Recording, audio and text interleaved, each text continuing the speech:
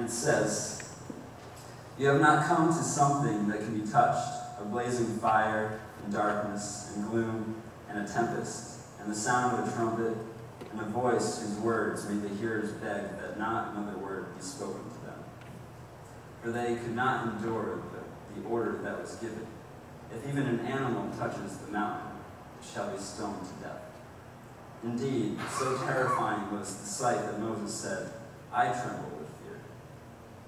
But you have come to Mount Zion, and to the city of the living God, the heavenly Jerusalem, and to innumerable angels in festival gathering, and to the assembly of the firstborn who are enrolled in heaven, and to God, the judge of all, and to the spirits of the righteous made perfect, and to Jesus, the mediator of a new covenant, and to the sprinkled blood that speaks a better word than the blood of Abel.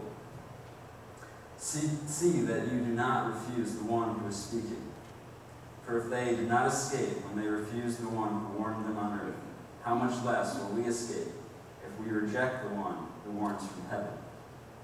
At that time his voice shook the earth, but now he has promised, "Yet once more I will shake not only the earth, but also the heaven." This phrase, "yet once more," indicates the removal of what is shaken, that is, created things, so that what cannot be shaken may remain. Therefore, since we are receiving a kingdom that cannot be shaken, let us give thanks, by which we offer to God an acceptable worship with reverence and awe.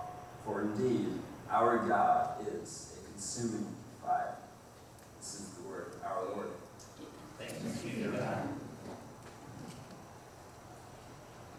So as you have heard repeated again and again these past couple months, Hebrews does not read like a letter, but like a sermon or a series of mini-sermons. And we are now approaching the end of the preacher's message, the time for the preacher to give his final exhortations and warnings and encouragements.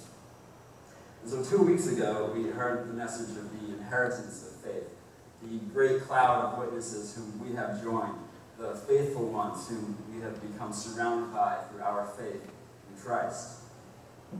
And last week's passage explored the discipline of a child by his father, a discipline which, even though it feels like hardship, is for our good. It's for our refinement and purification. In this morning's passage, the preacher continues this line of thought, seeking the purification of his audience through imagery of storms, earthquakes, and fire, things which destroy, wildfires that consume forests, thunder that rumbles, lightning that strikes trees, and earthquakes that shake the foundations of homes, leaving towns as ruins. We call these disasters because they destroy. And we definitely do not consider these to be blessings. But this fire, this shaking of the earth here in our passage this morning is not a disaster, but a blessing. It is God grasping our attention so that we fix our eyes on Him. It is God drawing us to Himself so that we may be purified, so that we may be blessed. Now, from the beginning of the Bible to its end, God's desire is to bless humanity. His desire is for humans to flourish in relationship with Him and in relationship with one another.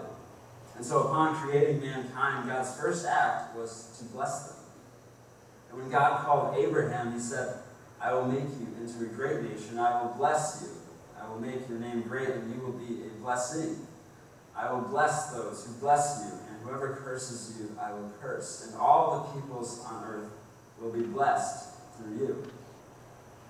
And at the foot of Mount Sinai, from the passage the preacher of Hebrews had in mind, or one of the many he had in mind as he wrote this section for this morning, we get a glimpse at how this blessing of humanity will be accomplished. In Exodus 19, we read, "Now if you obey me fully and keep my covenant, then out of all nations you will be my treasured possession. Although the whole earth is mine, you will be for me a kingdom of priests and a holy nation." So God's vision has been set to bless humanity through a holy people. And so the preacher begins this section, this conclusion of his message by reminding his Jewish audience of the extraordinary episode the Israelites had with the Lord at Mount Sinai when they received the Old Covenant law. Not only were there visual cues of terror, dark clouds hovering, fire blazing, perhaps even lightning striking, but there were also oral cues, a trumpet blast, rolling thunder, and a voice speaking to them. The voice of the Lord, which the psalmist in Psalm 29 says is powerful. It breaks cedars, it strikes with flashes of lightning, shakes deserts, twists oaks, and strips forests bare. Such visual and oral cues send us indoors. Such cues awaken our adrenaline and cause us to seek safety from the seemingly dangerous situation at hand. But all of these indicated the Lord's presence at Sinai, and his presence instilled a fear in the hearts of the Israelites. His presence even caused Moses to tremble with fear. But this fear was intended for their good. It was intended for their blessing. The old covenant given at Sinai was the covenant of works, the covenant that said if you commit this sin, then you must make this sacrifice and your sin will be atoned for. The old covenant was associated with the fear of the judgment of God. And one of the first commandments given to the Israelites at Sinai was to have no other gods beside the Lord. But when Moses met with the Lord on top of Sinai for 40 days and 40 nights, the Israelites broke this commandment by making for themselves a golden calf. And when Moses returned, he was angry with them. But he pleaded on their behalf for the Lord to not destroy all of them. And though the nation was not destroyed, 3,000 Israelites were killed for their sin. And surely this only increased the fear in the hearts of the Israelites. But this was still a fear intended for their blessing. So what is this fear of, and how is this fear a blessing? So as an example, we can take the law that was set in place, at least in this passage. If even an animal touches the mountain, it must be stoned to death. Was the fear that they could be stoned to death? I'm sure this was part of it, but the next thought that must follow is, will this punishment be enforced if I disobey it?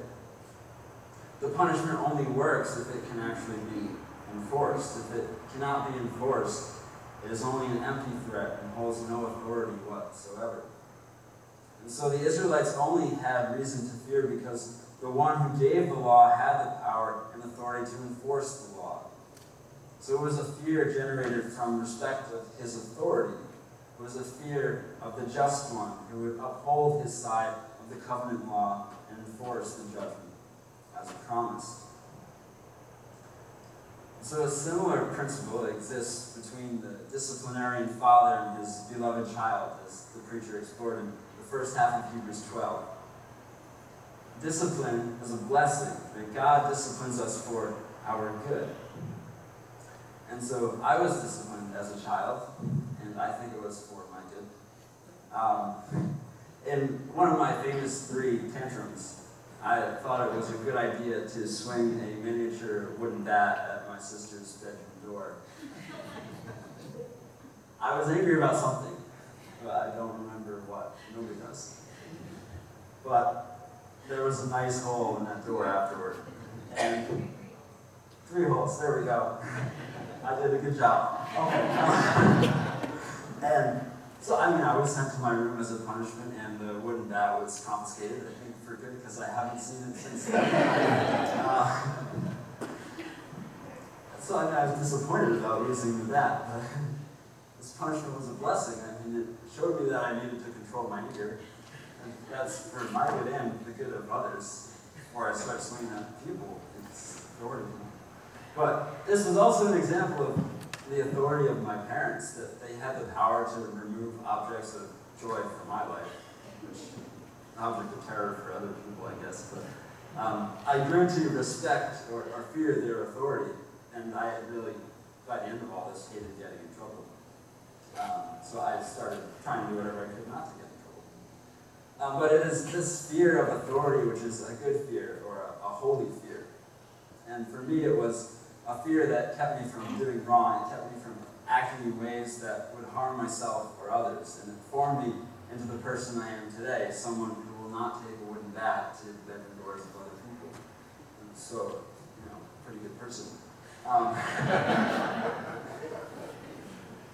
So this holy fear is intended for our blessing, though. It is intended to keep us from sinful ways and to encourage us to turn to the living God. So God gave Israel the Old Covenant law to serve as the boundaries to guide and shape the Israelites so that they would not destroy themselves. The punishments for disobedience were in place to discourage it so that they could flourish and grow in relationship to their God and be a blessing to all the nations. And this was guided and motivated in them by the holy fear of their God who spoke to them from a cloud burning with fire on top of Mount Sinai. So the holy fear instilled by the Old Covenant was a blessing, which caused the Israelites to respect the Lord's power and authority so that Israel could be formed into a holy nation. But there is something better than fear called love. And perfect love casts out fear. As it says in 1 John, there is no fear in love, but perfect love casts out fear. And the mountain of fear, Mount Sinai, is not the mountain that Christians have come to. Mount Sinai represented the Old Covenant, but we have entered into the New Covenant, the fulfillment of the Old, by coming to another mountain, the better destination, where the perfect love of God has become known through his Son. So we have not come to the lesser blessing of Mount Sinai, but we have come to the better blessing of Mount Zion. Or we have not come to Mount Sinai, the place of fear and trembling, of fire, darkness, and gloom. But we have come to a better place, Mount Zion, the place where thousands upon thousands of angels are in joyful celebration. We have not come to Mount Sinai, the place of the Old Covenant, where there was a barrier between the Holy One and the unholy people, a barrier so significant that anyone who touched it was to be put to death. But we have come to the better place, Mount Zion, the place of the New Covenant, which welcomes us into the presence of God, to his dwelling place, the heavenly Jerusalem, the heavenly city of God, through Jesus Christ. For the barrier was broken by Jesus. The veil at the temple separating the holy from the unholy was torn in two as Jesus breathed his last breath on the cross. And we have not come to Mount Sinai, the place where sinful natures are revealed, where a law which cannot be kept in perfect obedience reveals imperfect spirits, where we become conscious of our sin. But we have come to the better place, Mount Zion, the place where the spirits of the righteous are made perfect, the place where we are presently being made perfect by the Spirit of Jesus, and the place where someday we will stand, having been made perfect and holy. And lastly, we have not come to Mount Sinai, the place where the blood of Abel cries out for justice, the place where the cry of blood is just a cry, but cannot bring about the necessary change.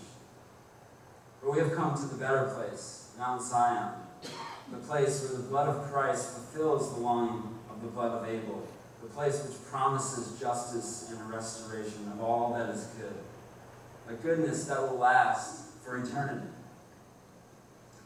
So now the preacher has established this vision of hope, this vision of eternal joy and eternal kingdom. And having established this vision of eternal joy and goodness for his audience, the preacher sought to leave them with a serious warning. And this is a warning that balanced the holy fear established at Mount Sinai with the festive joy established at Mount Zion. So the promise of Mount Zion is founded on grace. And the preacher feared that such a blessing, such a promise of everlasting joy might cause his audience to forget God's desire to form them into a holy people in the present. Though we fix our eyes on the promise ahead, we live in the promise in the present. Therefore, we must remember in the present that God, that our God, is the judge of all who speaks to us from heaven, expecting us to respond to his voice in obedience and not refuse it. And so the preacher balances this promise of joy with images of God's power and authority to judge once again. He warns his audience against refusing the one who speaks from heaven, using two images. The first, the shaking of heaven and earth, and the second, that God is a consuming fire. The one who speaks from heaven is the one who will shake heaven and earth to remove all that is unclean, all that is shakeable, until only the clean, unshakable, eternal things remain. The one commentator describes the unshakable kingdom like this: a handful of marbles placed inside a clump of wet dirt and squeezed together and set out to dry. The next day, the ball of dirt is picked up and shaken. And so the dirt cracks and crumbles under the pressure from large chunks into finer and finer particles. And it disintegrates away, leaving only the marbles in hand. The dirt disappeared, the marbles remained. And if we have nothing of eternal value in us, if we have nothing clean and purified in us, then we become just like the dirt, returning to the earth's dust from which man was created. But if we do have something of eternal value in us, if our purification has begun, because God's eternal Spirit dwells within us, then we will remain just like the marbles. Now, the second image the preacher warns his audience with is that of consuming fire. That our God is a consuming fire. At Mount Sinai, it was the golden calf that was thrown in the fire as a judgment of idolatry. Yet, throughout the Bible, fire is for refining. It's for purification. So the golden idol was thrown into the fire where it was melted down and returned to the earth. It returned to dust because there was nothing of eternal value in it. It was an object of sin, an idol created by human hands. What was an object of sin was refined in the fire to what was no longer an object of sin, to what was part of the original creation, the creation that was very good. And so it leaves us to wrestle with this. Will we enter the refiner's fire and be completely melted away because there is nothing pure to be extracted? Or will we enter the refiner's fire and have the shakeable parts of us melted away, but have the unshakable, purified part of us be brought out to completion? For it is then that we stand as fully purified humans, fully made in the image of Christ, finally perfected. We are drawn to massive bonfires, yet keep our distance because the heat will burn us. We are drawn to thunderstorms, yet we remain under the cover of a shelter because of the threat they pose. We stand in awe of the power of these things, of fire and earthquakes and thunderstorms, yet we also revere them. In the same way, we are drawn to the Lord, the one who has the power and authority to refine and judge us. We are drawn to our God, whose love is a consuming fire, a love so strong that it draws us to him, a love so strong that it purifies us, a love so perfect that it casts out all fear, a love so perfect that it promises to bring justice to this broken world and restore the goodness of what was intended from the beginning. Our God, our consuming fire, so loves humanity that he is working all things in the present and for the future, so that humanity may be blessed. Therefore, since we are receiving a kingdom that cannot be shaken, let us be thankful and so worship God acceptably with reverence and awe, for our God is a consuming fire. Amen.